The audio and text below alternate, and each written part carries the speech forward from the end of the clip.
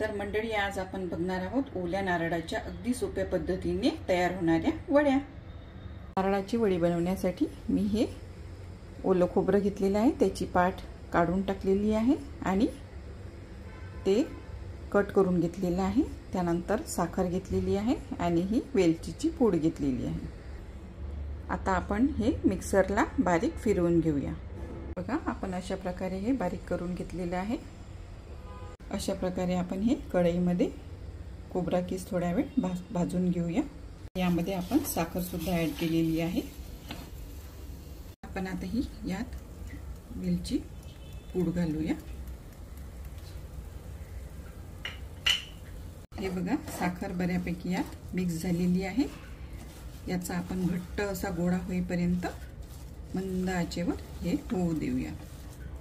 अशा प्रकारे हा गोळा तयार झालेला आहे। हा आपण एका प्लेटमध्ये काढून घेऊया। आता हे आपण या प्लेटमध्ये पसरून घेऊया। यावरून थोडे आपण पिस्त्याचे काप घालूया। हे बघा, आपण हे कट करून घेऊया। हे बघा, आपण हे थोडं कोमट असतानाच याच्या वड्या पाडून घेतलेल्या आहेत। हे थंड व्हायसाठी आपण आता ठेवून देऊया।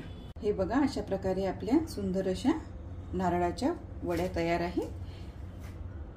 अगदी कमी वेळात आपण ह्या वड्या केलेल्या आहेत। बघा कशी सुंदर अशी वडी झालेली आहे। तर तुम्हाला ही माझी रेसिपी कशी वाटली ते मला कमेंटमध्ये नक्की सांगा।